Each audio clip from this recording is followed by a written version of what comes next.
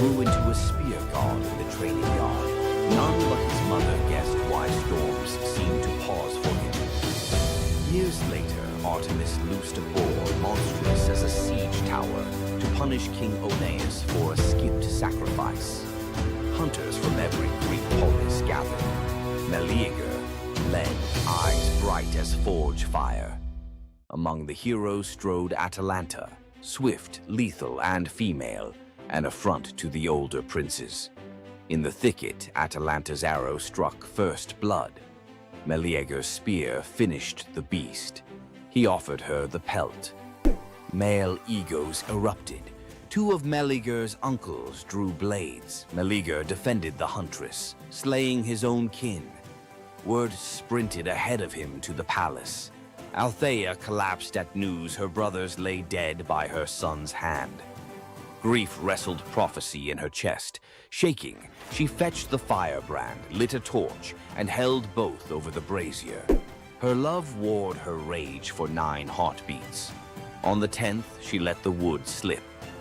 Miles away, Meleager felt his marrow ignite. He dropped mid-stride, armor ringing like a funeral bell. At the palace hearth, the brand hissed its last and fell to gray powder. Althea watched the flakes swirl, then walked into the flames herself. In Calydon, they still say, "Whatever a mother births, her fire can reclaim." Young Cyparissus roamed Chios with a bronze shepherd's crook taller than himself. Apollo, idling in mortal disguise, gifted the boy a tame stag crowned with ivory antlers. It followed him like sunrise follows dawn. One blistering noon, flies tormented the stag. Cyparissus, meaning only mercy, aimed his javelin to shoo them. The tip glanced off a stone, pierced soft flank. The deer collapsed, breath misting blood. Cyparissus dropped beside it, sobs carving caverns in his throat. Apollo arrived to heal, lyre weeping gold notes. But the boy refused salvation for himself. He begged, "Give me a grief that never dries, so I remember him forever."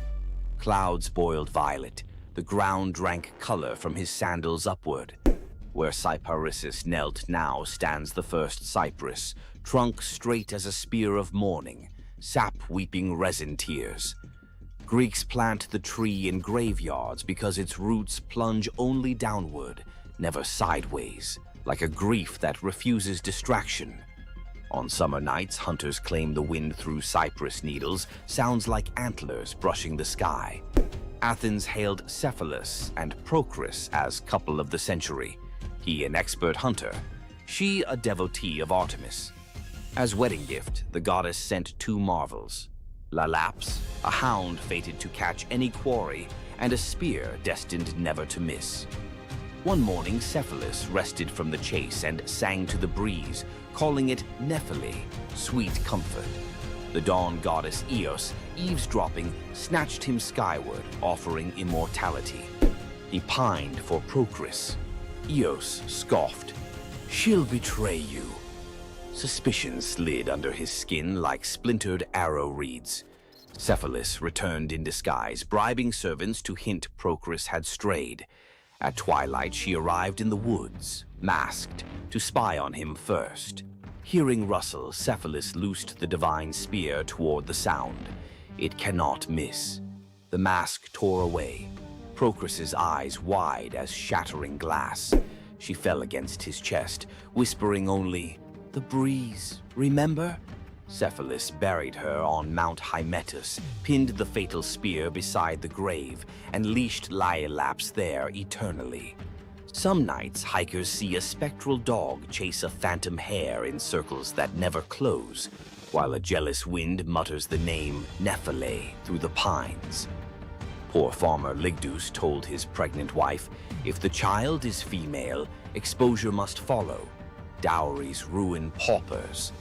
Desperate Telethusa prayed to Isis. The goddess appeared, golden-winged. Bear the child, raise her as son. Baby Iphis arrived. They bound her chest, taught her spearcraft, named her heir. At 13, Iphis was betrothed to radiant Ianthe, who adored her future husband. Iphis loved her too, but carried a secret that tore her apart. Nights she begged Isis, either unmake love or unmake lie. Eve of the wedding, Iphis roamed the temple till exhaustion. At midnight, statue eyes flashed, muscle quaked under skin, voice dropped like falling figs. When dawn trumpets blew, Iphis emerged, broad-shouldered, jaw square, still wearing mother's hopes, but now truth-shaped. Ceremony erupted in double amazement. A father spared from murder, a bride gaining the groom her heart already knew, a city given a living parable that gods can edit flesh the way poets edit verse. On anniversaries, Crete's couples exchange braided veils, symbol that love may bend rules when petitioned with courage. Satyr-blooded Ampelus dazzled Dionysus, youth swagger, curls like grape tendrils. He rode a bull through vineyards, boasting he was braver than the god. Dionysus, half teasing, half testing, sent a gadfly. The bull bucked. Ampelus flew, spine meeting earth with a wet crack. Thunderclouds curdled purple. Grief-stricken, the god plucked the corpse's heartbeat, planted it. From ribs sprouted twisting vines, from fingers curling shoots. First grapes. He fermented their juice with tears, naming the wine Ampelosios, the taste of regret. Every toast pours a little myth, sweetness chased by sting. Drink deep and you repeat the boy's brag, but this time, hopefully, know when to dismount. On the gray docks of Anthedon, a lone fisherman named Glaucus noticed something odd. Every fish he caught leapt back into the sea after flopping across a patch of wild green herbs. His curiosity, half hunger, half science, won. He tasted one leaf. A heartbeat later, his pulse throttled like a war drum. Gills tore open on his neck. Terrified, he dove overboard and discovered he could breathe brine like air. In the midnight blue below, sea deities gathered, nereids swirling like living lace, old Phorcys with crab shell crown. They greeted the newcomer, then forced a cup of ichor on him. Drink, forget the shore. Visions blitzed his skull, shipwrecks yet to come, lovers yet to drown. Prophecy is a toxin that never metabolizes. Glaucus tried to surface, to hug his aging mother, but every wave slapped him back. Barnacles crusted over his old rowing calluses. He practiced his new craft instead, whispering tides to sailors, trading secrets for offerings of bronze and bread that sank unreachable. Legend says if you stare into rough surf and hear your own name, it's Glaucus warning you to turn home. Ignore him, and you join his choir. Another voice lost to the deep. In Attica ruled Periphas, so just that subjects built temples to him, not Zeus. Offerings piled higher than to Olympus. Flattery sharpens divine talons. Thunderhead over the palace. As lightning coiled to strike, Apollo intervened. Spare the righteous, punish the praise. Zeus relented, halfway. Before the court's eyes, Periphas's flesh rippled into plumage, arms broadened into storm-breaker wings. His queen begged accompaniment, became an osprey. Throne room glittered with abandoned gold. Zeus decreed the new eagle his personal herald. Immortal, hungry for serpents of hubris. Every lightning flash, tradition holds Periphas scouts ahead, making sure no mortal altars bear the wrong name again. Arcadian huntress Callisto pledged lifelong virginity to Artemis. Oaths echo loudest in forest silence. Zeus, disguised as Artemis, tricked Callisto when her secret pregnancy showed. The real goddess burned with double fury, betrayed and impersonated. Artemis transformed the girl into a shaggy bear. Callisto's newborn, Arcus, left human. Years later, on a hunt, Arcus drew bow at the lunging bear, unaware it was his mother. Zeus intervened, flinging both into the sky as Ursa Major and Ursa Minor. They circle Polaris forever, never touching, an eternal near miss engraved in stars. Notice how each story spins one spindle. Desire collides with destiny, and form shatters. Greek myth isn't merely about gods showing off, it's about limits, and the instant you cross them, reality melts and recools into shapes that remember the crime. Which of tonight's transformations branded you hardest? Firebrand, spear, cypress, rose curse, or braided veil? Write its name in the comments, but add one line. If this myth were my life lesson, I'd finish the sentence. Best confession gets read on next episode, immortal as any Greek hero. Slap that like if you felt the heat of Meleager's log or the sea spray of Phaon's oars. Subscribe and ring the bell so the algorithm threads your name into our next tapestry. Remember, stories are sparks. Hold them too lightly and they fade. Grip them too hard and they burn.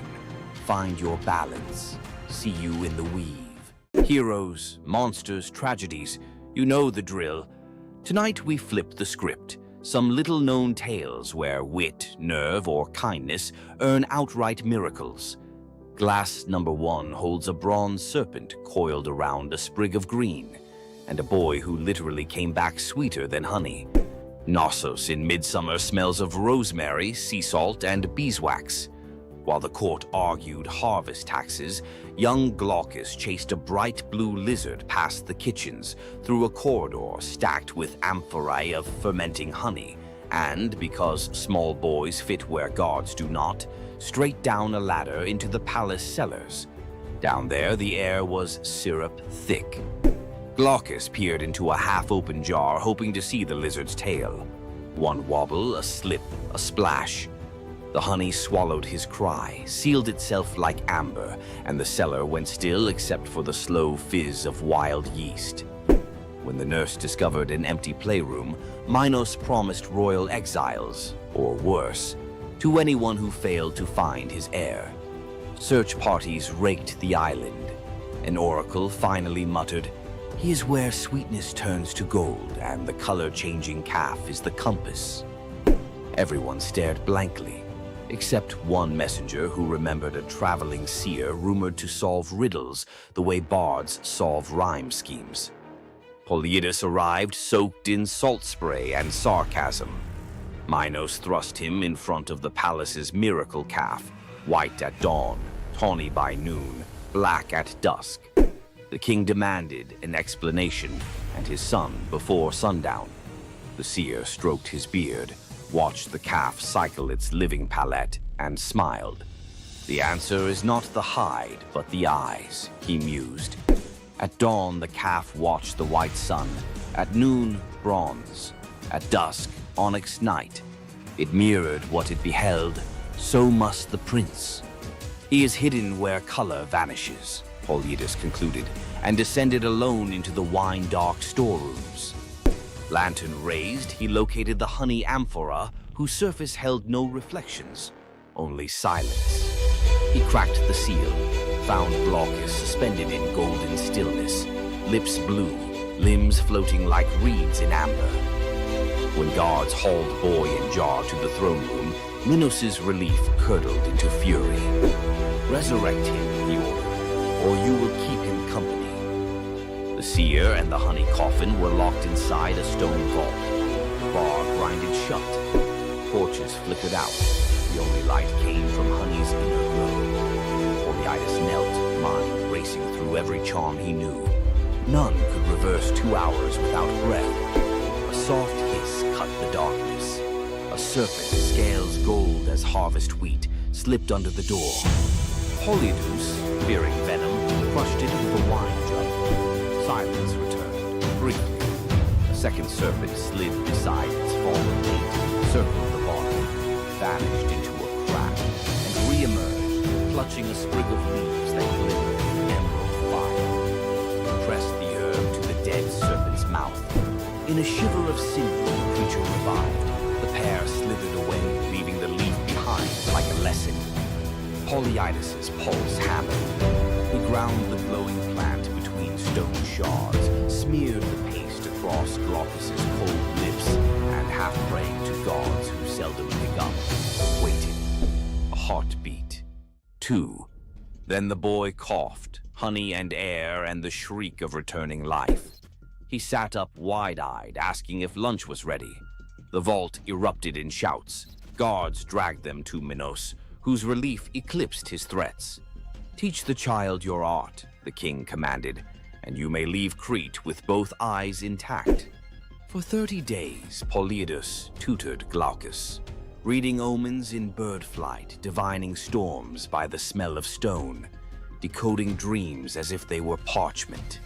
Each lesson the seer delivered with growing dread. Minos could weaponize prophecy. On the final morning, he presented Glaucus with a cup of wine to seal memory. The boy drank. Polyidus leaned close, whispered a single word, and the wine turned bitter. Glaucus spat it back onto Polyidus's lips. That was the spell. Every technique, every cosmic shortcut drained from the boy's mind like sand through a broken hourglass. He would live healthy, happy, but ordinary. The gift stayed locked in Polyidus's own skull. The seer departed at sunset, pockets empty except for a few stray violet leaves, the serpent herb. Some say he planted them across the Aegean. Others insist he fed them to bees, breeding honey that glows faintly green when moonlight is thin. In mountain apiaries of rural Greece, beekeepers still search for Glaucus honey, said to cure a stopped heart if administered within 3 breaths. And every cellar apprentice learns: keep lids tight, keep ladders chained, and keep an eye out for serpents.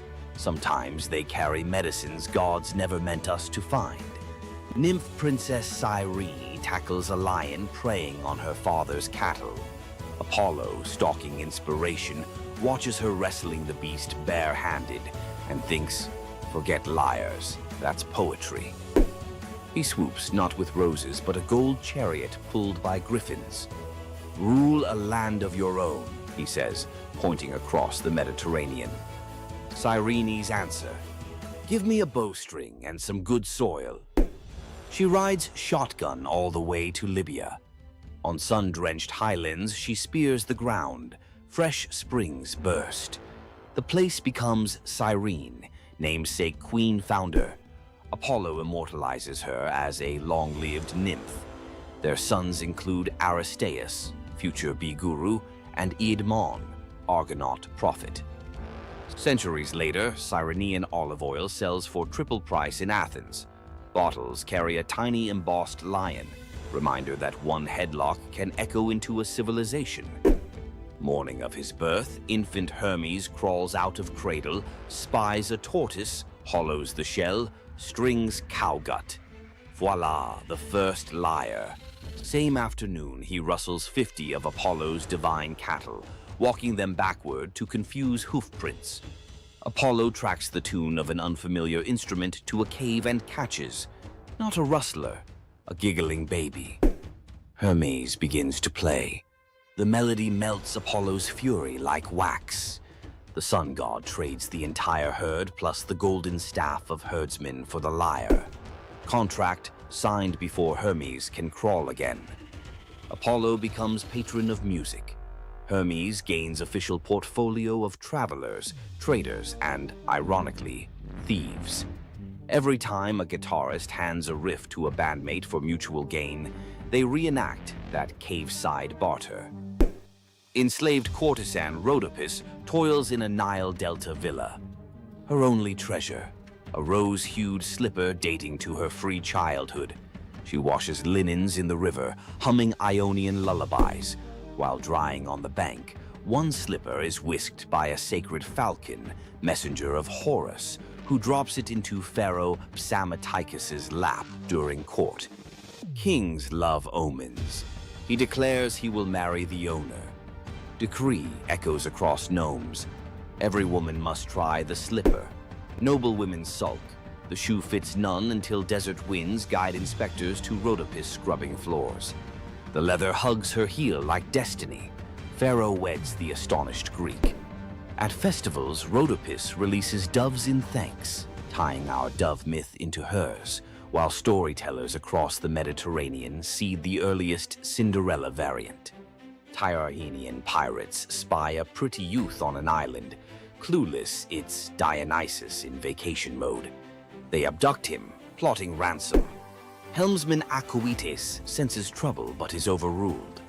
Ropes fall off as ivy coils up masts, sweet wine floods planks. Panthers materialize, purring menace.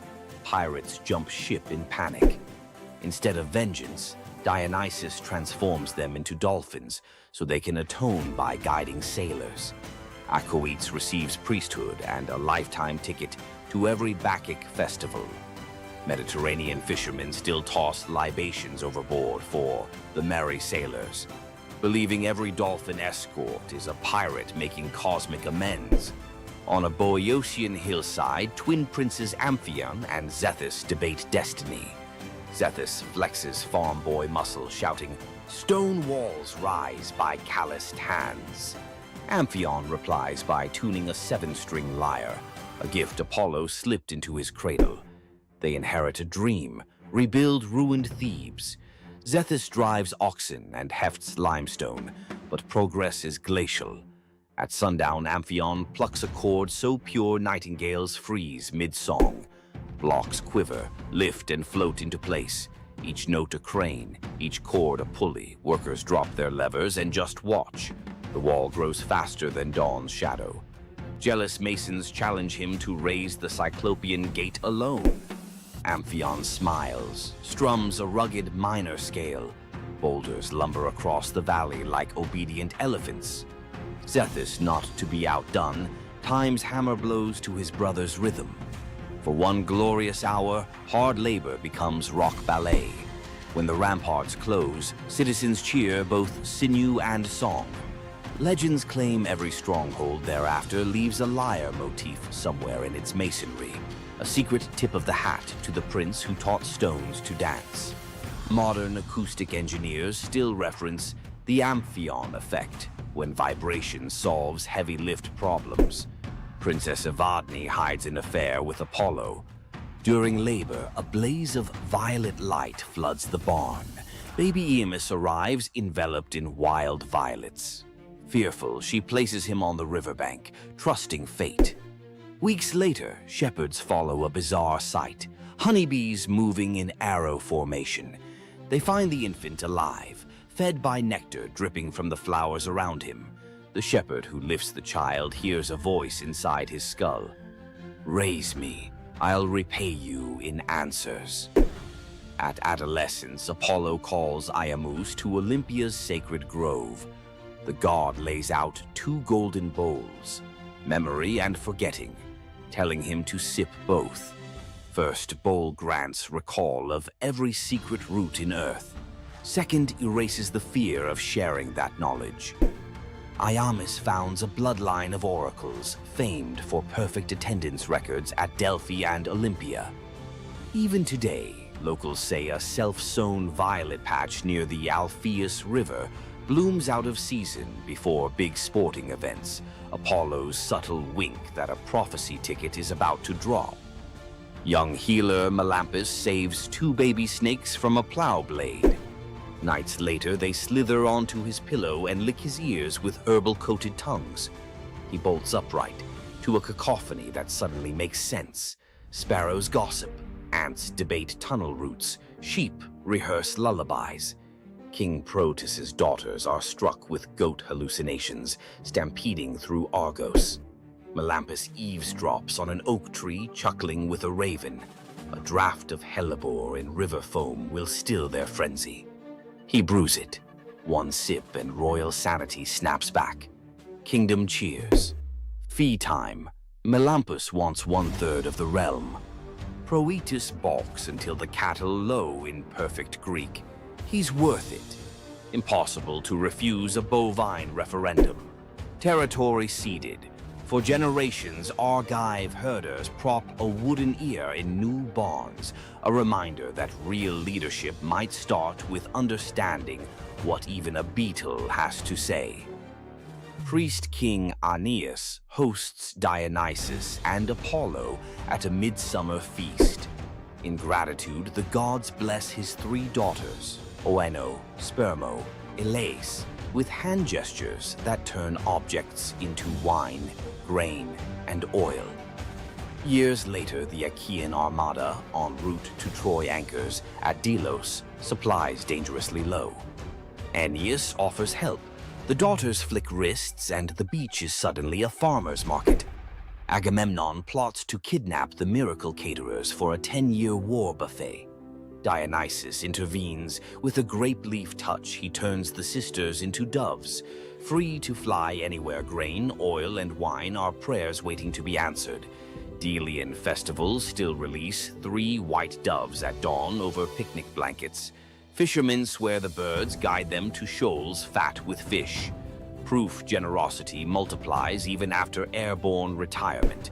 If you felt the buzz of bees and the rattle in the dark, hit like, subscribe for more long-form myth dives, and ring the bell so the next chapter arrives before the honey seals shut. Ever wondered what it would be like to walk through the ancient world and encounter mythical creatures from Greek mythology? Get ready to meet the beasts that shaped legends. In Greek mythology, creatures were more than just beasts. They were symbols of the forces of nature, God's will, and humanity's struggle with the unknown.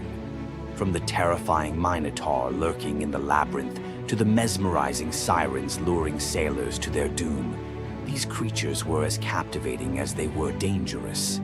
The mighty Hydra, with its multiple heads that regrew each time they were cut off, was a symbol of unstoppable power. The Cerberus, the 3-headed dog guarding the gates of the underworld, represented the barrier between life and death. But not all mythical creatures were monsters. The graceful Pegasus, a winged horse born from the blood of Medusa, symbolizes freedom and the pursuit of the heavens. These creatures still live on in our stories, haunting the shadows of ancient Greece and whispering through the winds of time. Which Greek mythological creature fascinates you the most? Share your thoughts and don't forget to subscribe for more legendary tales from Greek mythology. Tonight you'll meet the nymph whose beauty made Hades plant a forest in her image, a lover who weaponized an apple to hack a goddess's marriage laws, a king who may have raised the dragon that ate his island, a prophet who lived 7 years as each sex and paid with his eyes, and a royal couple whose wrecked ship still calms the winter seas. 5 deep-cut myths, none repeated from previous episodes. Stick around. The last scene explains why every item you just saw is really the same warning. Luce, daughter of Oceanus, shimmered like morning on still water. Hades saw her bathing on the Styx's shore and felt the ache of something that might have been love, if gods knew limits. He swept her into his shadowy chariot. In the underworld, things don't rot the way they should, they transform. When Luce's mortal bloom began to fade, Hades panicked. Unable to bear her disappearing, he offered the only gift he understood, immortality as landscape. He touched her hair. It stiffened into bark the color of moon-bleached bone. Leaves burst silver as coin flip flashes. Luce the woman became Luce the white poplar, blazing at the center of Elysium. Dead heroes rest beneath her, weaving garlands from her two-toned leaves. Dark one side, pale the other, to remind them that joy and grief always grow on the same branch. The Cercopes, twin dwarf tricksters Passalus and Acarus, live by trolling.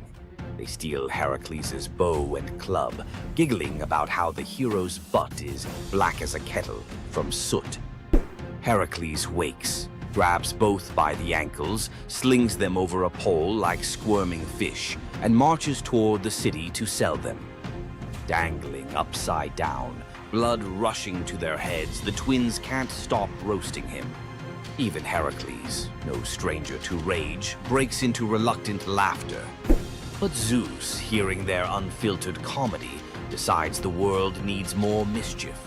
He transforms them into the first monkeys, bodies still small, faces still grinning, forever swinging by what once bound them, their own tails. Sailors claim the Cercopes occasionally regain speech during eclipses, whispering new insults at any heroic statue within earshot. King Lycurgus hated surprises. When the brand new god Dionysus marched through Thrace with drums, wine, and ecstatic maenads, Lycurgus saw a security threat. He banned viticulture, arrested Bacchic followers, even ordered his soldiers to whip the vines until they confessed their treason. Dionysus escaped into sea foam, but vengeance fermented quietly. First, the king's barley crops twisted into miniature grape clusters.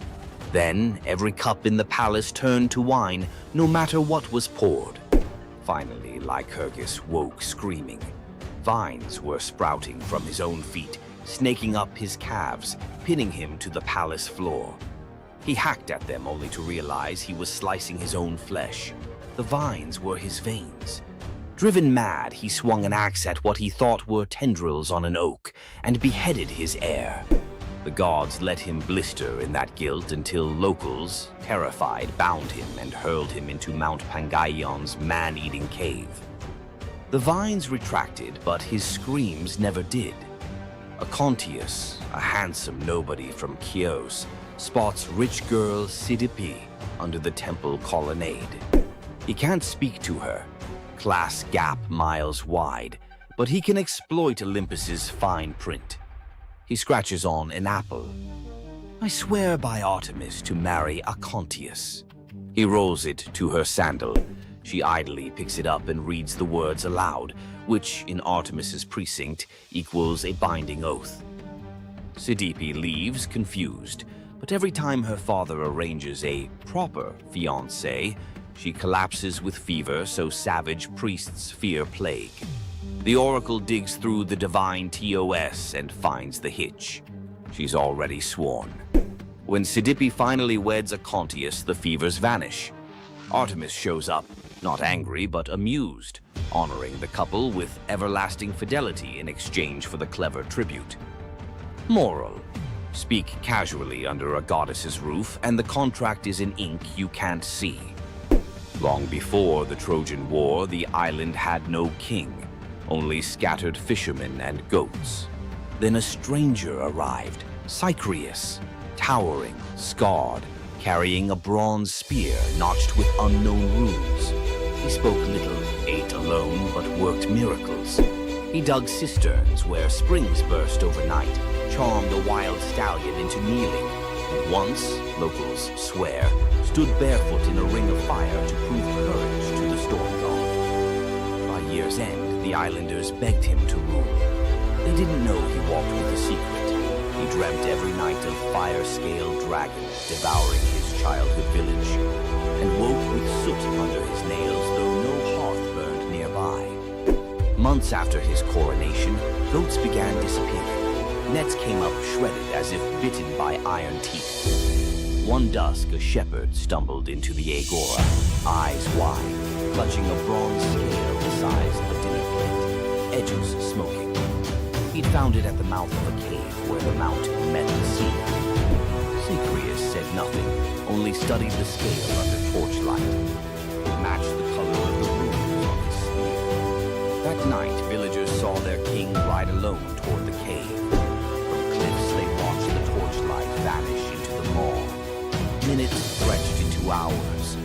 Then, roaring deep enough to quake wine jars on kitchen shelves, flame burst from the cave mouth. Shadows of two giants, one man, one serpent, wrestled on the cave wall like monstrous puppet theater. At dawn, silence. Cycreus emerged, armor warped, spearhead glowing red. Behind him dragged the colossal corpse of a sea dragon, neck twisted, fangs snapped, eyes like boiled copper. The island erupted in praise. They crowned him with laurel and called him Draken Soter, dragon savior. Yet some noticed his smile was hollow, as if slaying the beast had lanced a boil he secretly cherished. After the triumph feast, Cycreus changed. He paced battlements at midnight, muttering in a guttural tongue. His bathwater steamed black. Servants insisted the steam coiled like a serpent before dissolving. One harvest festival, a child accidentally spilled wine on his boots. Cycreus roared, eyes flashing ember orange, and the boy swore he saw scales ripple under the king's skin. Rumors spread. Had the battle fused man and monster? Or darker, had Cycreus never slain the dragon at all? Had he absorbed it? When storms flattened olive groves and fishermen found their nets burnt as though by underwater fire, the islanders panicked. They begged Eurystheus of Athens to intervene. The hero sailed with 50 hoplites, each carrying asbestos-soaked nets and mirrored shields to confuse reptilian eyes. But at the gate they met not a beast, only their king, bare-chested, spear discarded, arms raised. Cycreus confessed the dragon's fury had leaked into him. He'd battled it outside and now battled it within, losing ground each night. "Bind me or burn me," he said. Eurystheus chose mercy darker than execution, exile. He ferried Cycreus to Eleusis, gift-wrapping the cursed king for the goddess Demeter, whose own grief could understand corrupted power. Demeter accepted, appointing Cycreus as guardian of her holy processions, his inner fire now repurposed to ward off all lesser threats. As Cycreus's ship slipped away, islanders swore the shoreline hissed, not from waves, but from a dragon's whisper receding with its unwilling host. Salamis kept the dragon's bronze scales nailed above city gates for centuries, tarnished mirrors reminding every leader, "Conquer your monsters, yes, but never wear their skins. Power taken from terror carries terror's seed. When rage becomes crown, abdication may be salvation." Young hunter Tiresias strikes the snakes with his staff. Hera curses him into a woman for 7 years. He marries, bears children, learns the loom songs of grief men never hear.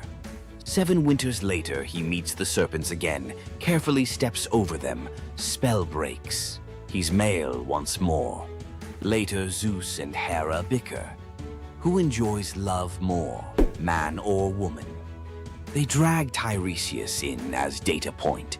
He sides with Zeus. Women feel 9 times the pleasure. Hera, furious, blinds him. Zeus, guilt-struck, gifts prophecy and a lifespan of 7 generations. Thus, the greatest seer of Thebes walks the tightrope of fate without eyesight, yet clearer vision than any living soul. It's said he chuckled on his deathbed. "Blind, I've seen 2 worlds, inside and out." King Ceyx sails to consult an oracle. Wife Alcyone prays he waits for calmer weather. He doesn't. Zeus, annoyed that Ceyx invoked him too often in casual oaths, hurls a thunderstorm that swallows the ship. Ceyx's spirit, soaked and shivering, begs Iris to carry a goodbye. Sleep god Morpheus impersonates Ceyx's drowned corpse in Alcyone's dream.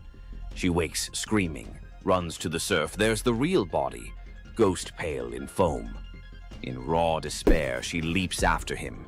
The gods, pierced by this double plunge, morph the lovers midair into halcyon birds, kingfishers with royal blue backs.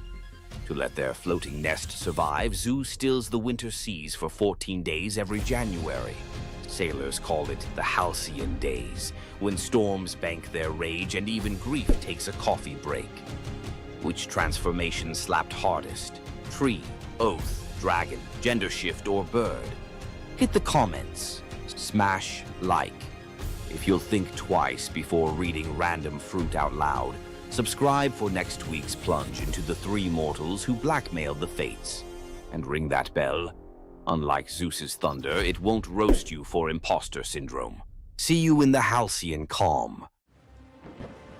Loki's punishment was brutal. Bound deep within a cavern, his body lashed to 3 jagged rocks with the entrails of his own son. Above him, a serpent hung poised, venom dripping relentlessly onto his exposed skin. This scene, drawn from the Poetic Edda and the Prose Edda, became a symbol of both divine vengeance and suffering that echoed through Norse legend. But the gods never counted on one presence: Sigyn, Loki's faithful wife.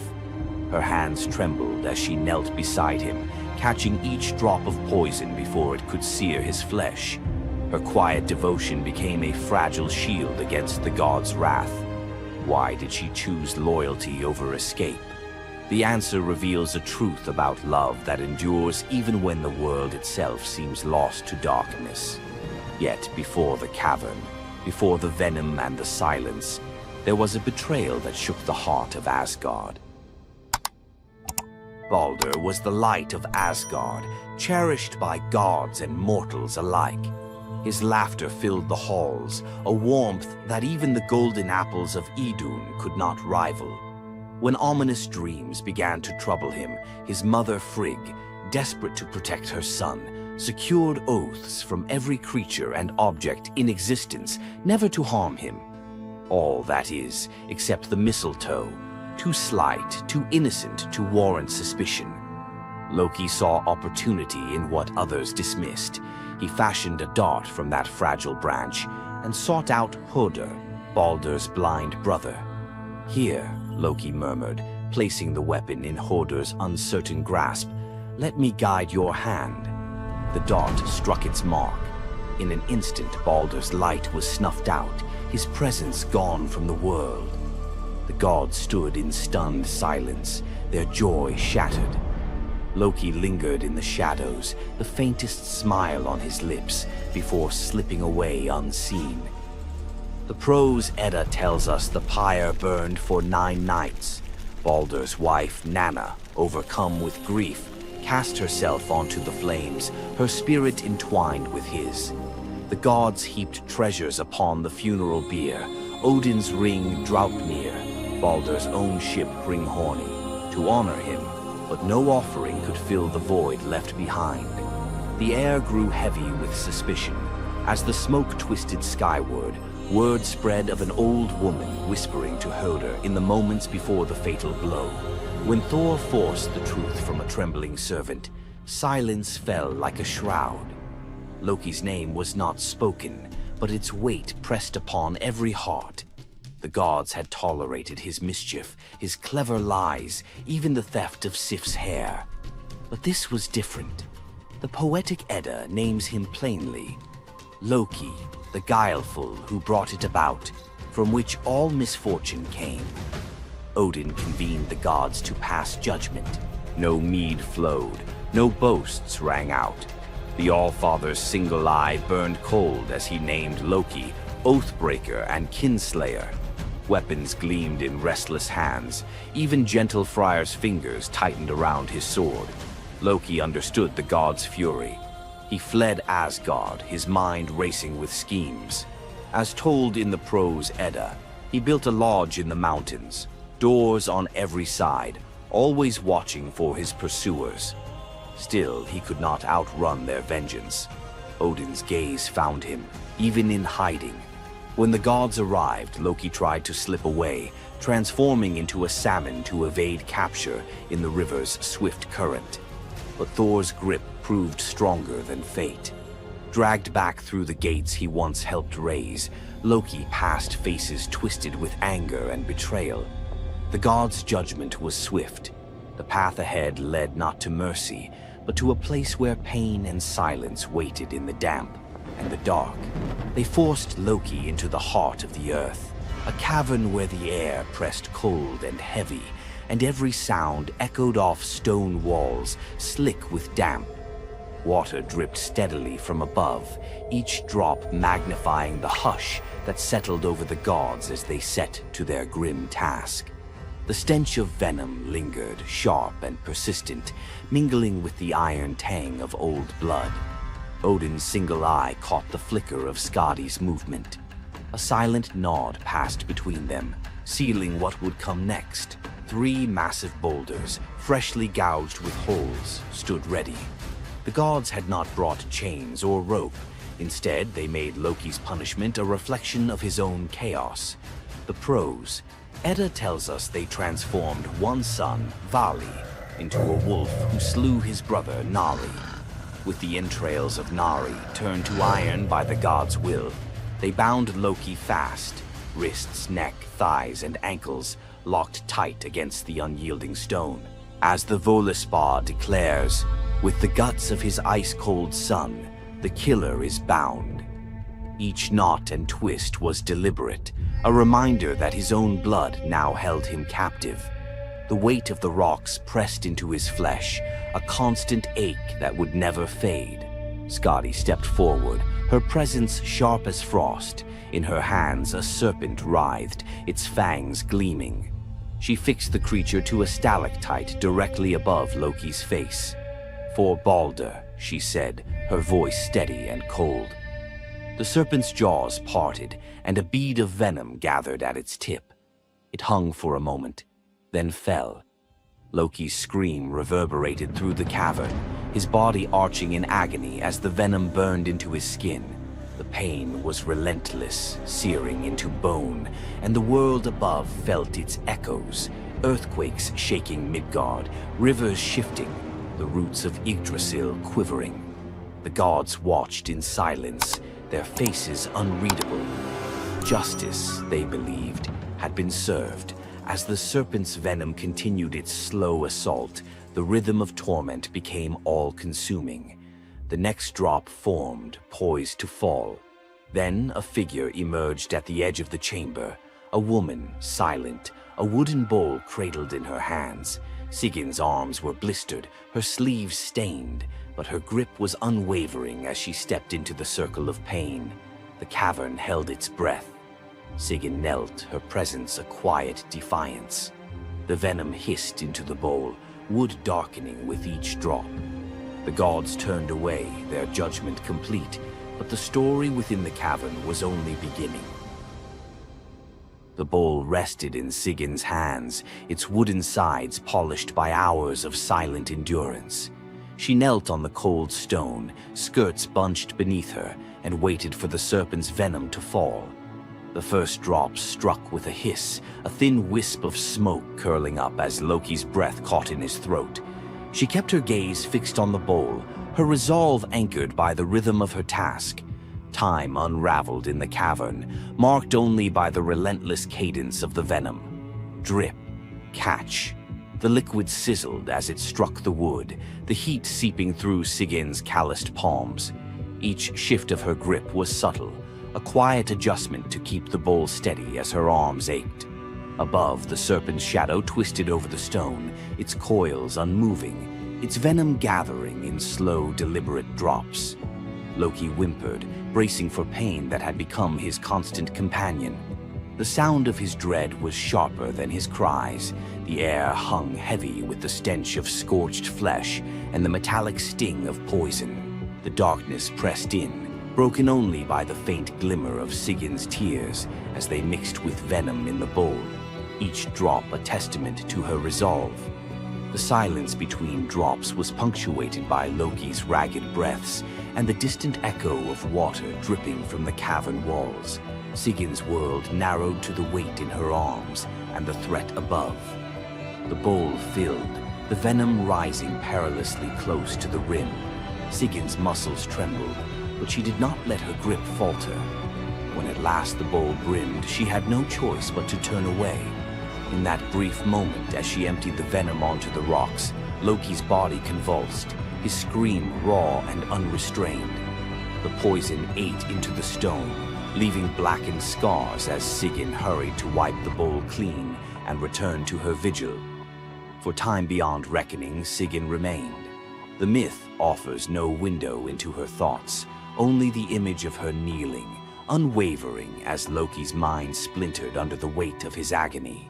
Was she remembering laughter in sunlit halls, or simply unable to imagine leaving him alone in the dark? The venom's rhythm never changed. The bowl would fill. Loki would suffer. Sigyn would endure. In the hush that followed each scream, a question lingered, one that neither gods nor mortals could answer. Love in the dark was never simple.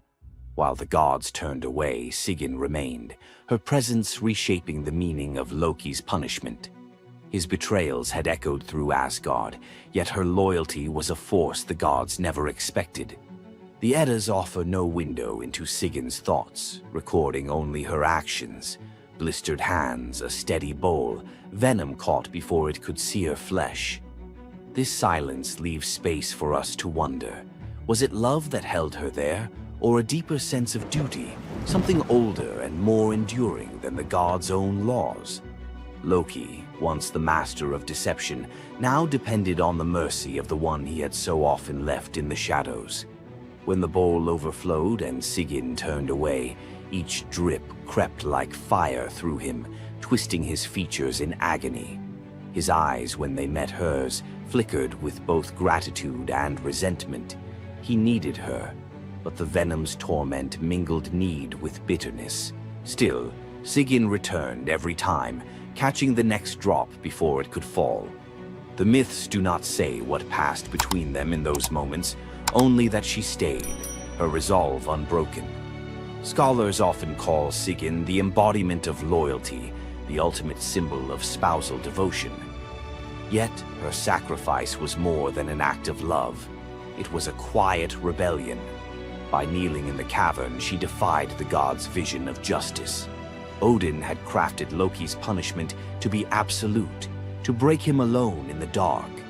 Sigyn's refusal to abandon her husband became a shield, her presence a silent protest that denied the gods complete victory.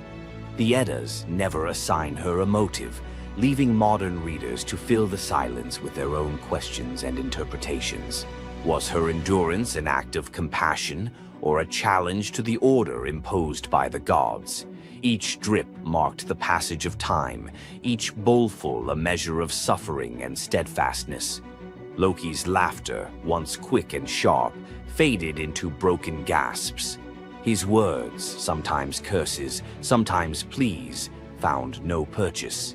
Sigyn's hands grew raw and ruined, but she did not falter.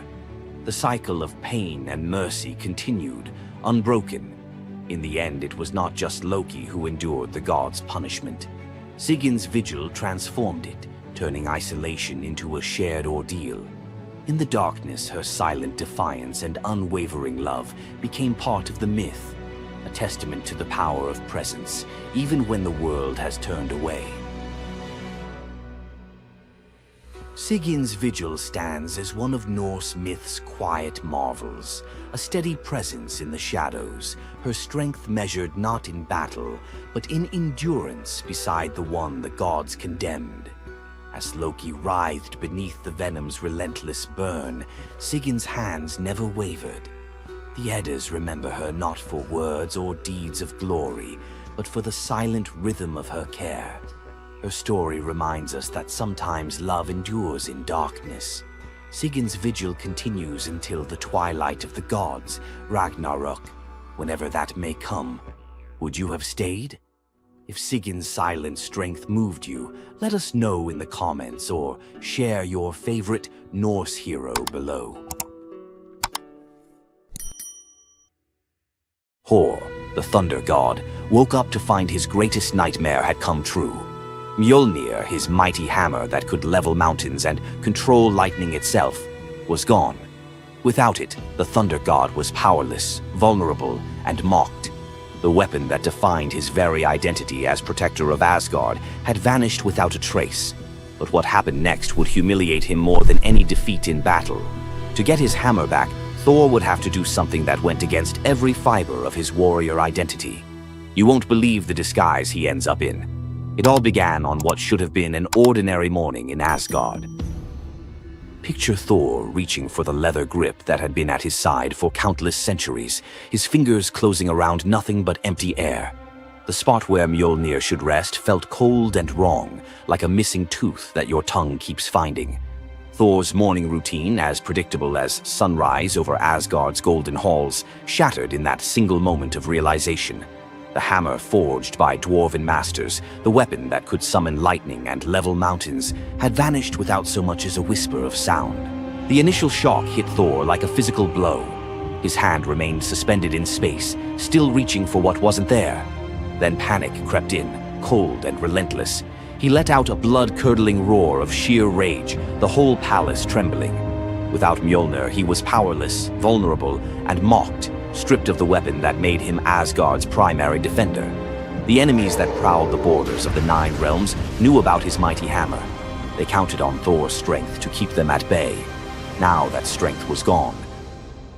Word spread through Asgard's halls faster than wildfire. The other gods gathered in emergency council, their faces grave as they grasped the full scope of the crisis. Odin's ravens had brought no news. The watchmen at the gates had seen nothing. Mjolnir had simply disappeared, as if it had never existed at all. The assembled gods understood what Thor's loss meant for their realm. Asgard stood vulnerable, its greatest protector reduced to a shadow of his former self. Loki stepped forward through the crowd of worried gods, his familiar, cunning smile playing at the corners of his mouth. He offered to investigate the theft using his shape-shifting abilities, volunteering to venture where other gods could not go undetected. The council accepted his proposal immediately, desperate for any lead in their search. Thor watched his brother prepare for the mission, knowing that Loki's success or failure would determine his own fate. Loki first borrowed Freya's magic feathered coat, allowing him to fly in falcon form to Jotunheim without raising alarms. Each dead end pushed Thor deeper into desperation. He imagined facing his enemies defenseless, their laughter echoing as they realized the thunder god carried no thunder. The trail finally led to the most dangerous territory of all, Jotunheim, the realm of the giants. Loki strode into the council chamber with the confident gait of someone who had solved a mystery, but his expression carried an ominous weight. The giant Thrym, lord of the frost giants, had openly boasted about his theft from his massive throne of ice and stone. He had buried Mjolnir 8 leagues beneath the frozen earth of his realm, thrice deeper than any giant's hall, he claimed, placing it where even Thor's strength would be useless. Thrym had what he thought was a simple demand for the Norse gods. He wanted the beautiful goddess Freya as his bride in exchange for the hammer's return. The giant had fixated on her legendary beauty and grace, convinced that possessing both Mjolnir and the goddess of love would make him the most powerful being in all the 9 realms. His arrogance knew no bounds as he described his elaborate wedding plans to Loki, speaking of golden halls and feasts that would last for weeks. Thrym believed the gods had no choice but to accept his terms. When Loki spoke to the council about Thrym's demand, the council fell silent. Freya's reaction shattered the tense quiet that followed Loki's report, causing her rage to break the Brysinger necklace, its gems scattering across the floor in glittering fragments. She declared she would rather throw herself into the deepest ocean than marry the frost giant who dared make such a demand. The gods found themselves trapped in an impossible situation. They could sacrifice one of their most beloved goddesses to a giant's lust, or they could leave Thor permanently weakened and Asgard vulnerable to every enemy that prowled the borders. The council erupted in frantic debate. Some suggested launching a full assault on Jotunheim, but Thrym's fortress was impregnable and his army vast. Others proposed trickery or negotiation, but every path led to either devastating war or humiliating surrender. Heimdall, the far-seeing guardian who watched over the Rainbow Bridge, had remained silent throughout the heated discussions. When he finally spoke, his words stopped every conversation in the hall. His suggestion was so outrageous, so completely unthinkable, that even Loki's jaw dropped open in shock. The gods stared at Heimdall as if he had lost his mind, but they were out of other options. What he proposed, however, would challenge everything Thor stood for as a warrior. Heimdall's words hung in the air like a challenge to the very foundations of Norse honor. The far-seeing god had suggested that Thor disguise himself as a bride and infiltrate Thrym's wedding feast to recover Mjolnir. He spoke with calm authority, tie housewife's keys about his waist, and pin bridal jewels upon his breast. The idea was so fundamentally opposed to Norse concepts of masculine honor that Thor's initial response shook the very walls of Asgard. He declared the plan preposterous and swore he would never hear the end of it if word spread that the Thunder God had dressed as a woman. The assembled gods watched in tense silence as their mightiest protector wrestled with a challenge that could not be solved through brute force or lightning strikes. They had already considered launching a full assault on Jotunheim, but Thrym's fortress was impregnable and his army vast. No other choice remained. Thor paced the hall like a caged wolf, his massive fists clenched as he grappled with the impossible choice between his warrior's pride and his duty to protect Asgard. Every instinct in his body rebelled against the idea of abandoning his identity as a fearsome warrior to play the role of a delicate bride.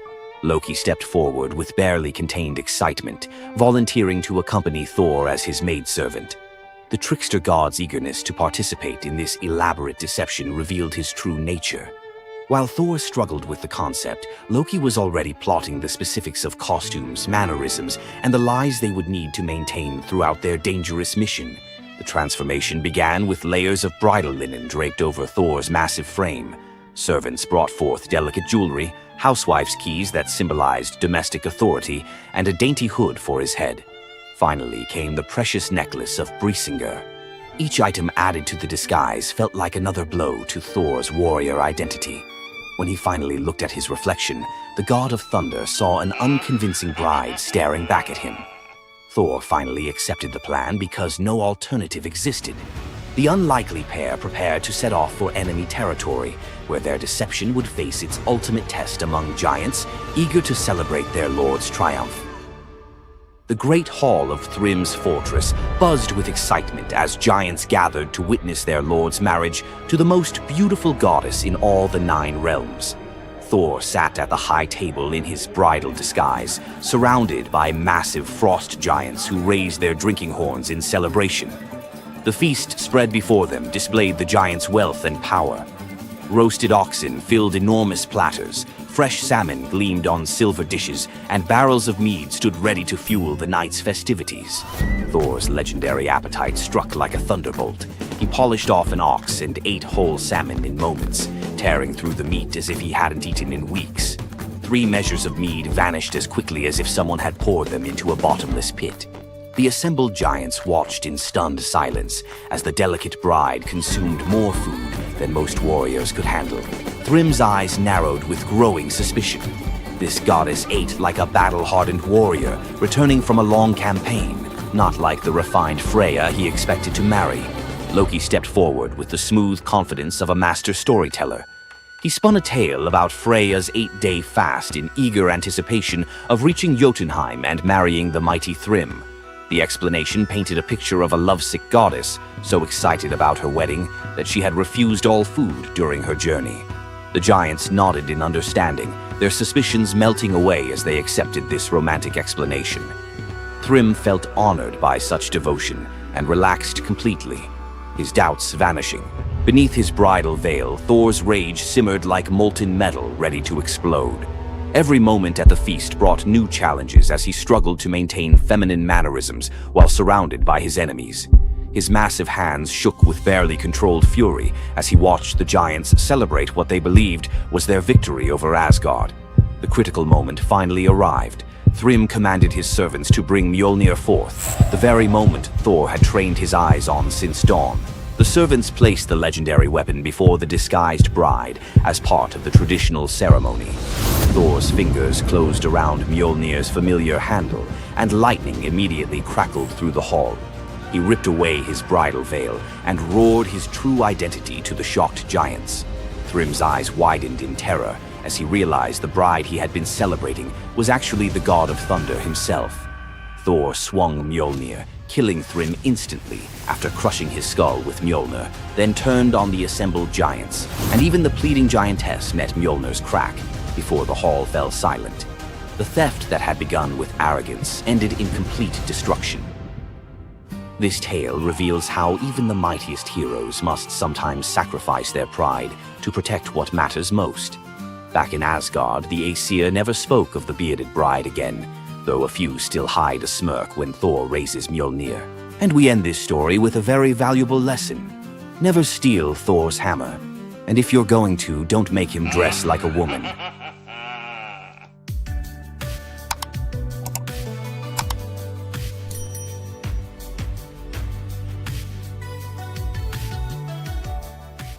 Imagine having a wish so powerful that everything you touch turns to gold.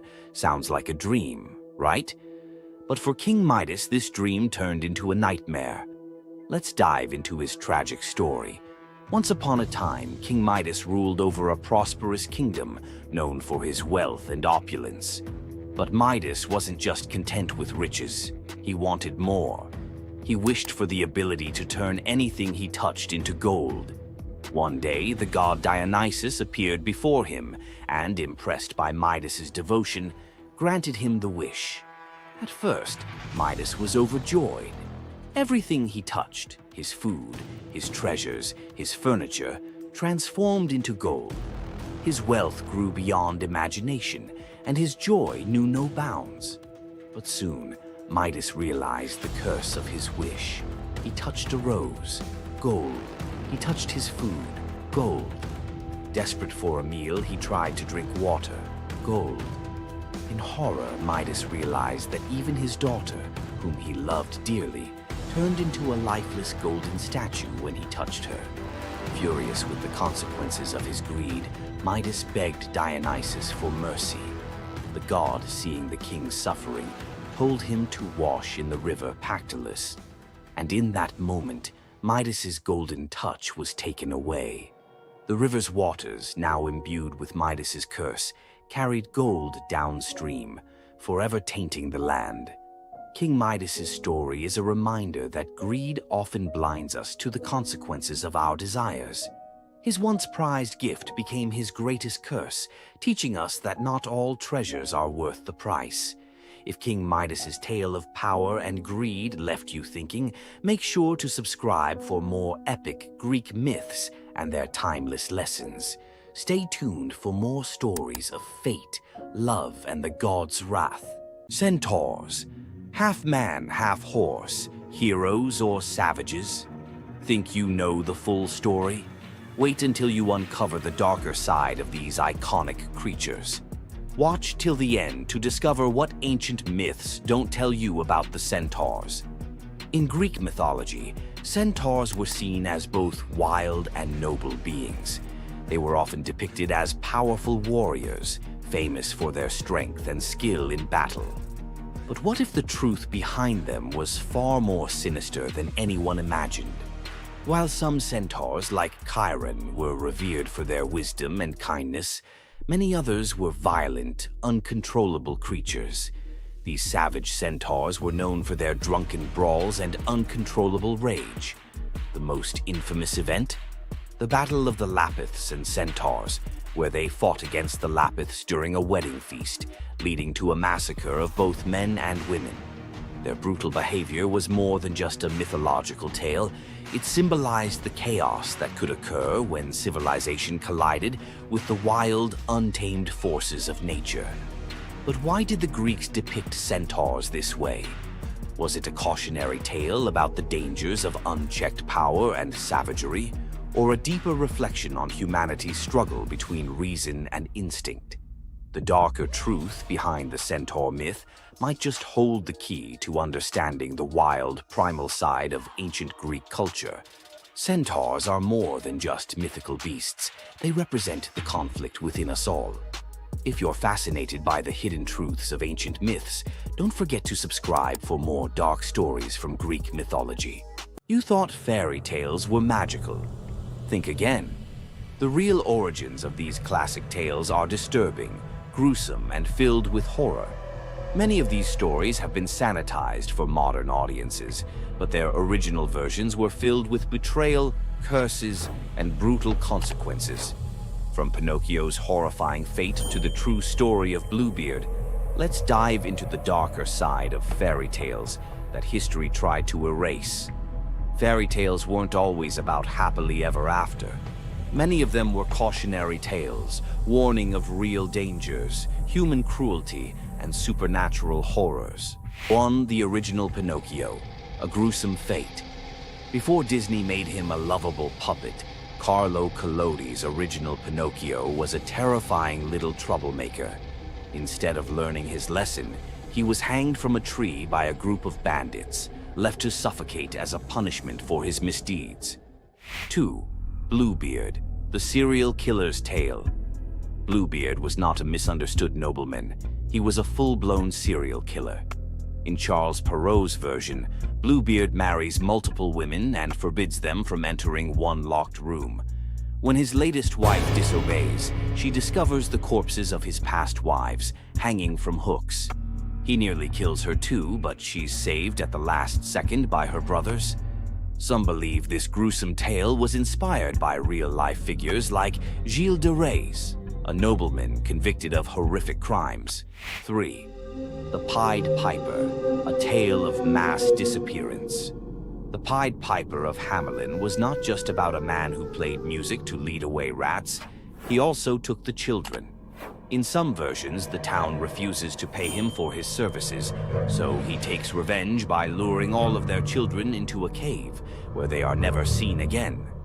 Historians believe this could be based on a real event, where an entire group of children from Hamelin mysteriously vanished in the Middle Ages. 4. Rumpelstiltskin, a vengeful trickster. In the original versions of Rumpelstiltskin, when the young queen guesses his name, he doesn't just leave. He flies into a rage so intense that he tears himself in half. In some versions, he stomps on the ground in fury, falling into a pit and disappearing forever.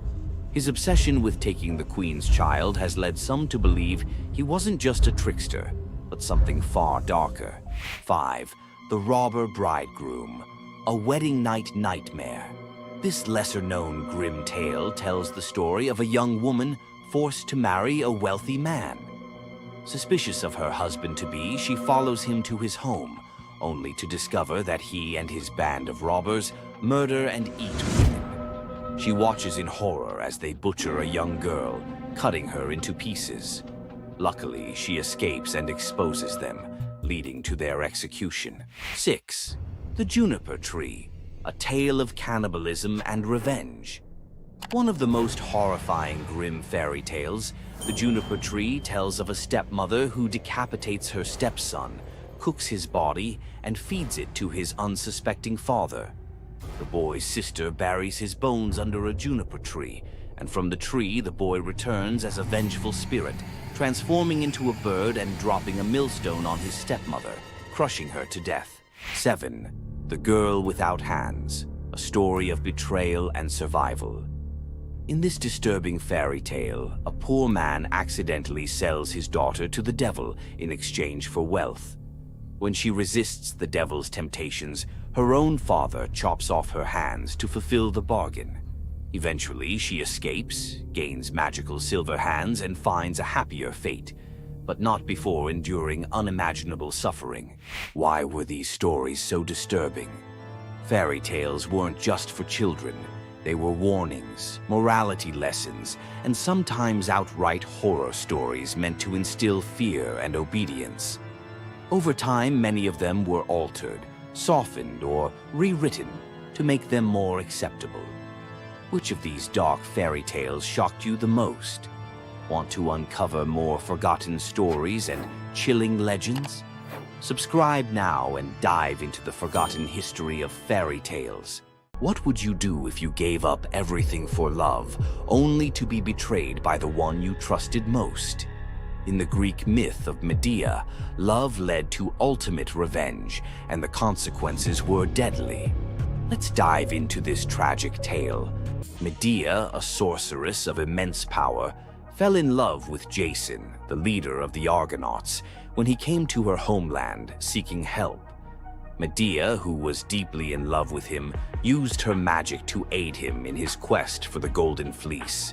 She betrayed her own family, murdered her brother, and helped Jason achieve his goal, all out of love for him. Once Jason had the fleece, Medea fled with him to Greece, where they started a life together. But as time went on, Jason's love for Medea faded. He decided to marry Glauce, the daughter of Creon, the king of Corinth, in an effort to secure a more powerful position. Medea, heartbroken and furious at the betrayal, decided to exact her revenge.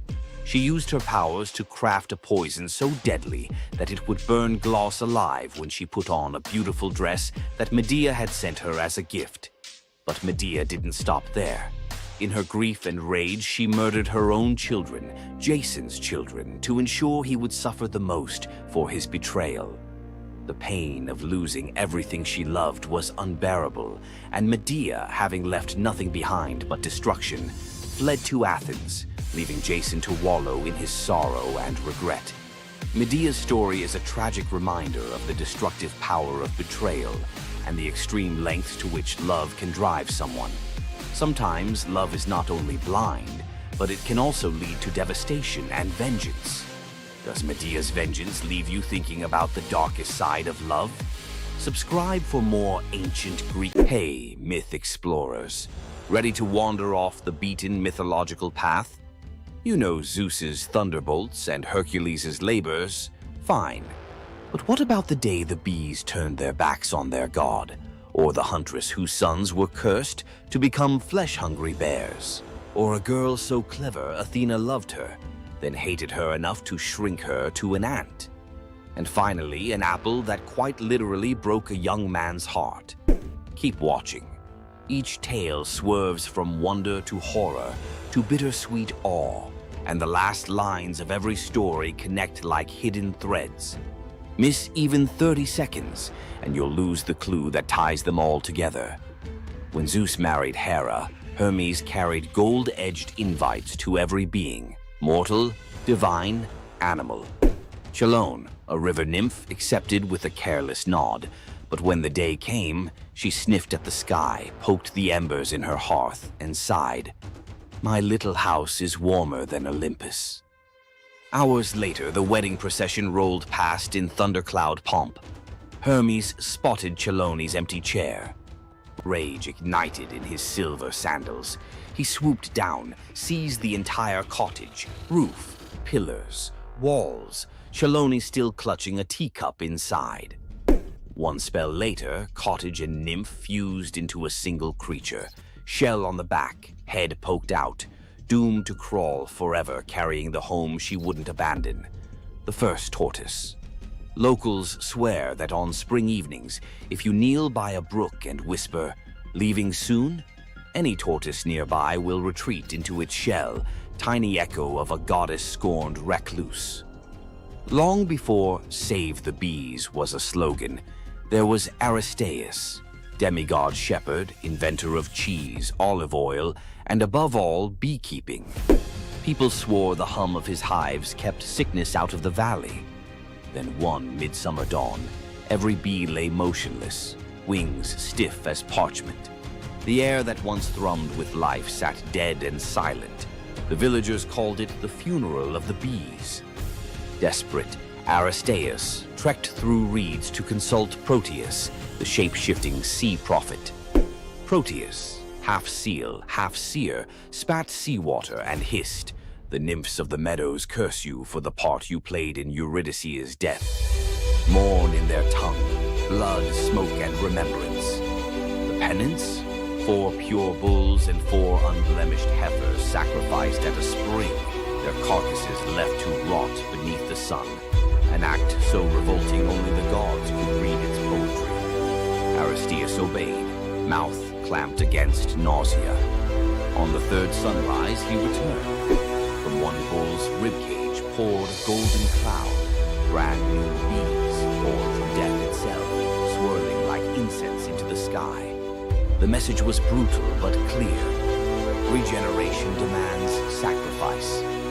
Aristaeus fell to his knees, honeyed tears streaking his cheeks as the swarm chose his outstretched arms as their first hive. King Minos wanted an army for one soldier, so Hephaestus cast Talos, a walking fortress of molten copper now hardened to bronze. 3 times a day, Talos circled the island.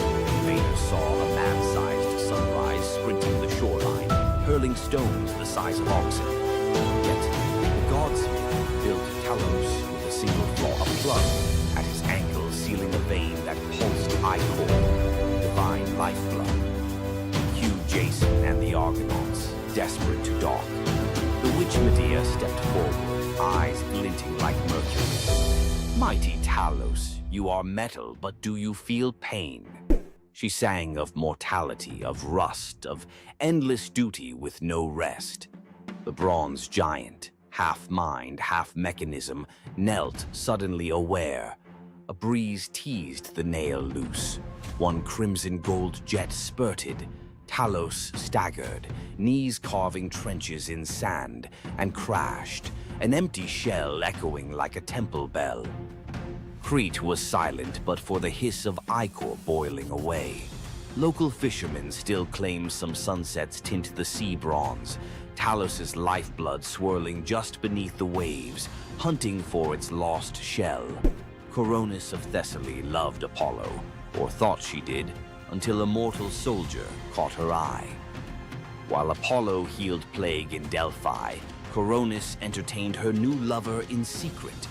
Only the raven, Apollo's avian spy, saw everything. The bird wrestled with the knowledge. If it spoke, a human would die. If it stayed silent, a god would suffer humiliation. Instinct 1, loyalty to the sun. It flew for 3 days, trailing white feathers through storm clouds, and crashed onto Apollo's lap to report the betrayal. Apollo's rage was surgical. One golden arrow, one heartbeat, Coronis felled. But as her blood soaked the sheets, guilt hit harder than plague, because Coronis carried his unborn son, Asclepius. Apollo yanked the child from the dying womb, gave him to the centaur Chiron, and spun on the trembling raven. You wanted me to see darkness. Now wear it. Flames the color of a lunar eclipse licked across white plumage, charring every feather jet black. The raven screeched, not from pain, but from shame immortalized. From then on, ravens lost the ability to speak in clear words. All that's left is the croak that sounds like a secret you can't quite make out. King Salmoneus looked at Olympus and saw a marketing opportunity. He forged iron wheels that struck bronze streets, sparking hellish fire. He hung bronze kettles along rope bridges, and when his servants tugged the ropes, they roared like thunder across the sky. During festivals, he hurled lit torches from his chariot, shouting, "Tremble, mortals! I am Zeus!"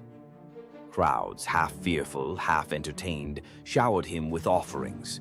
Thunder for Hire became the hottest ticket north of Delphi, but word climbed the air like smoke, reached the real Zeus, who waited for the perfect dramatic sting. On Salmonia's grandest fate, dark clouds gathered, but the sky remained eerily quiet. Salmoneus rode out, ready to drop his counterfeit thunder. Zeus answered with the genuine article, a single bolt that vaporized the rope bridges, melted the bronze road into a river of screaming metal, and hurled Salmoneus, chariot, horses, ego, into Tartarus. There, chained to a rotating rock, he hears only one sound. Authentic thunder he can never claim. Locals swear the ruins of Salmonia still ring on electric nights. Metallic echoes of Zeus performing an audit on false advertising. Polyphonte, one-time devotee of Artemis, vowed to remain chaste, but Aphrodite, never fond of holdouts, infected her with lust for a passing bear. Yes, a bear. Polyphonte vanished into the woods and returned months later with twin boys, Agrius and Aureus, towering, coarse-haired, with appetites that chilled the blood. They laughed at altars, hunted travelers, and roasted human limbs over campfires. Zeus finally snapped. He ordered Hermes to punish the whole family in whatever way preserves terror for future ages. Hermes, unwilling to butcher newborns, enlisted Ares, who gleefully bound the twins upside down and hacked off hands and feet. But before the blade fell again, the gods changed their minds, opting for metamorphosis over gore. Polyphonte became the Strix, a death omen owl whose shriek freezes armies. Aureus twisted into a towering eagle owl, herald of war. Agrius sank into the body of a vulture, forever gnawing carrion. And the family's hillside cave? Locals swear it still reeks of smoke and sweet meat, Farmers mark its mouth with iron nails. Iron, they say, silences bare-born ghosts. Next time an owl howls before battle, remember Polyphone's cursed lullaby, a mother's love curdled into dread for every soldier who hears it. Athena once chose an Attic girl named Myrmex as her personal protege. The goddess introduced a dream project, the world's first plow. Myrmex watched, learned, then, intoxicated by the crowd's applause, whispered that she had invented the tool. Athena's gray eyes darkened.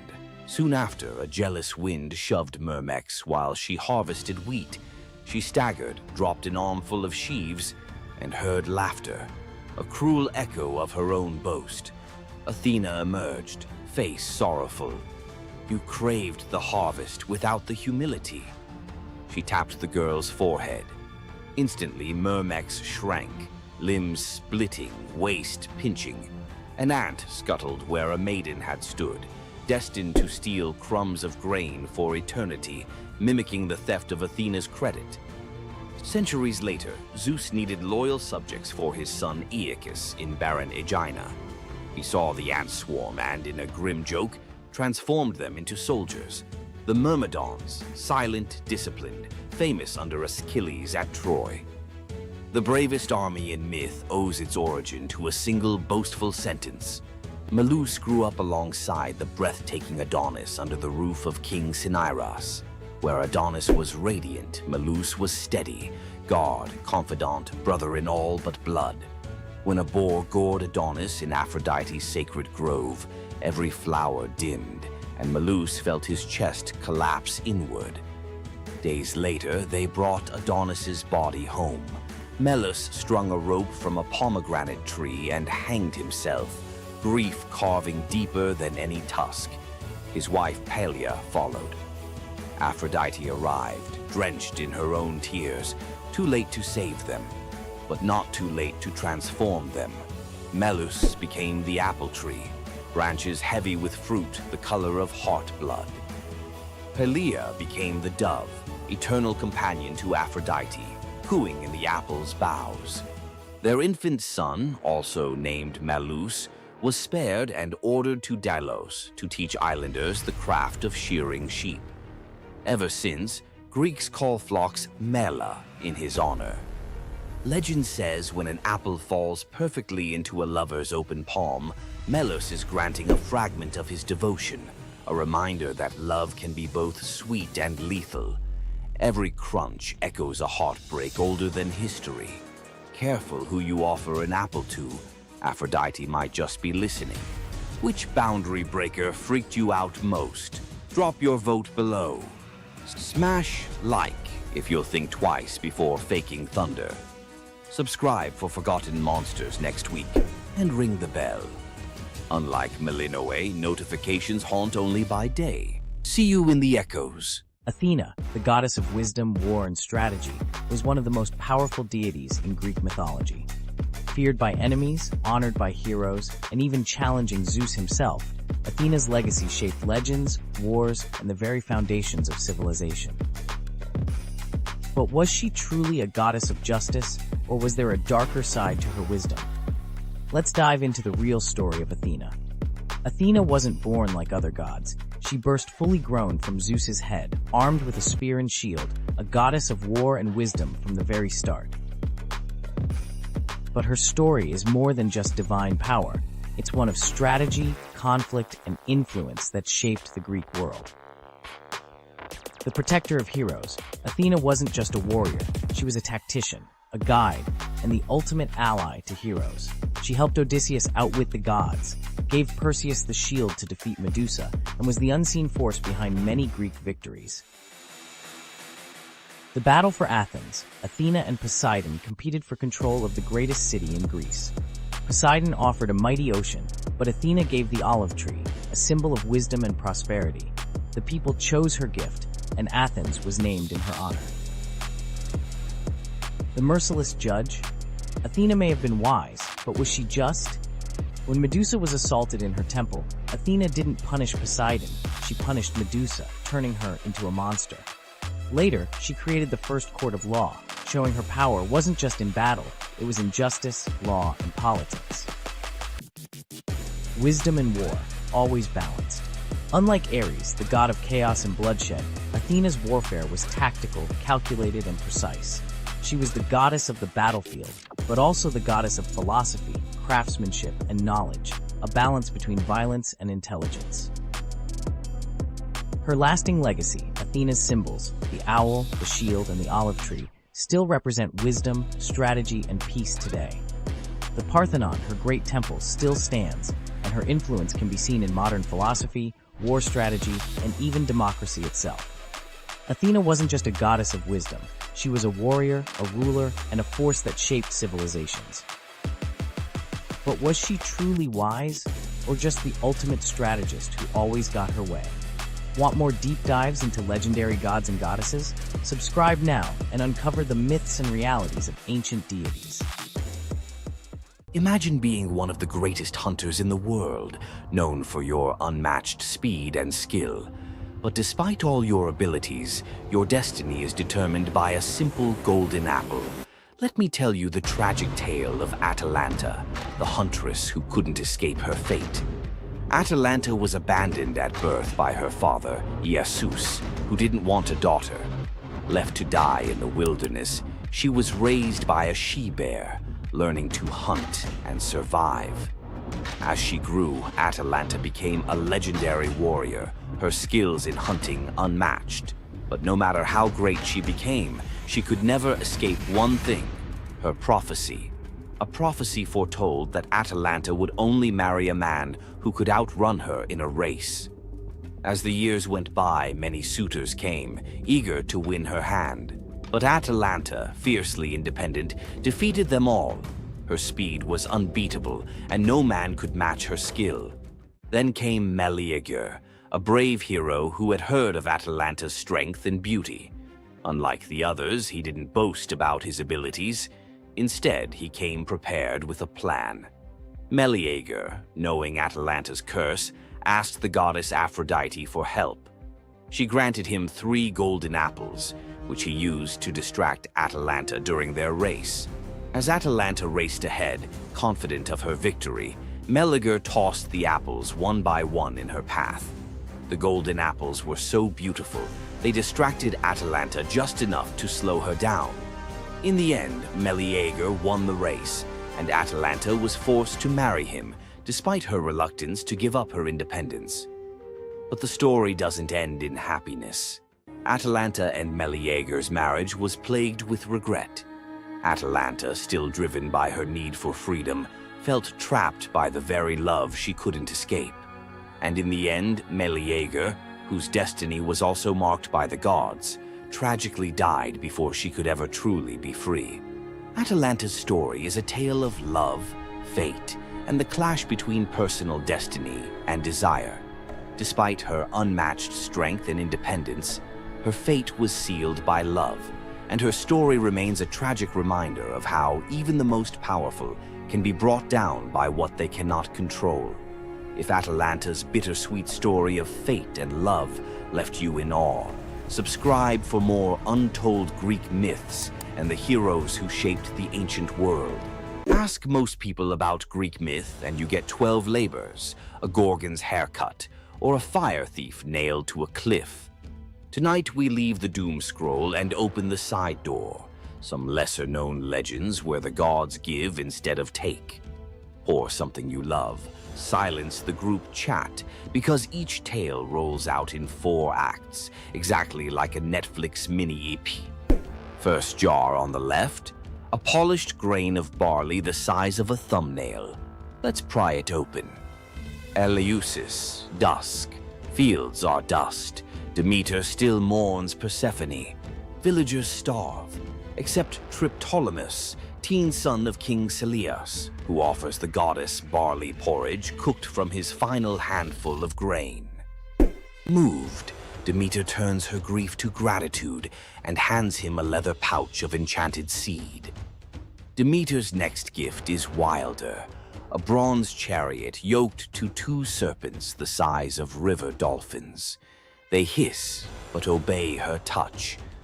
Fly, she tells Triptolemus, and sow the earth. He launches like steam from a kettle, dragons beating emerald wings over seas and mountains, seed flitting from his fist, taking root the instant it kisses dirt. Triptolemus lands in Scythia, demonstrates plowing, and shares bread hotter than sunrise. Their ruler Lincus smiles, then creeps into the guest hut with a dagger, planning to steal credit. Demeter's serpents coil awake, eyes phosphorescent. Steel meets scale. The goddess materializes and, with a snap, turns Lincus into the first lynx, forever stalking fields he can never harvest. Triptolemus lifts off again, safer and wiser, dragons spiraling like living irrigation lines. Everywhere wheat sprouts, famine folds, and villages invent words for thank you. When he finally parks the chariot in Eleusis, Demeter names him patron of farmers and slots a constellation, the sower, above the autumn sky. Rural Greeks still claim that seeing twin shooting stars at harvest means Triptolemus's dragons are checking yields. In Achaean ripes, stonemason Mycilus woke 3 nights running to the same dream. Hercules, lion skin reeking of cedar smoke, beckoned him across the sea to the pebble-dappled waters of Asar. Leaving one's birthplace was illegal, but divine persistence outweighs city ordinances. Neighbors dragged him before the civic tribunal. Verdicts were cast with white, acquit, and black, condemn, pebbles dropped into an urn. Mycilus prayed under his breath. As judges emptied the urn, every stone, white and black alike, shone snow white. Gasps. No law forbade miracle loopholes, so the council shrugged and released their suddenly blameless defendant. Mycilus sailed west. At Italy's heel, he found the river Asar flashing with pale cobbles, exact match to his dream. He also found an old burial mound dedicated to a local hero named Croton, once hospitable to Hercules himself. Prophecy clicked like a lock. He founded Croton on that spot, planting the first stone in the new city wall with his own calloused hands. 2 generations later, Croton would dominate Magna Graecia in athletics and medicine, home of Milo the wrestler and Pythagoras' school. Locals still tell tourists to pocket a white pebble for courage, Hercules' ancient thumbs up. On Crete, baby Zeus hides from Cronus inside the Idaean cave. A gentle goat, Amalthea, nurses him with milk so sweet it smells of thyme. Curate's warriors clash shields outside to drown infant cries. Toddler Zeus, already wrestling destiny, grabs Amalthea's horn during roughhousing. It snaps off. Horrified, he touches the broken horn and wills it to pour ambrosia and jewels, an apology in infinite supply. The horn becomes cornucopia, everlasting symbol of abundance.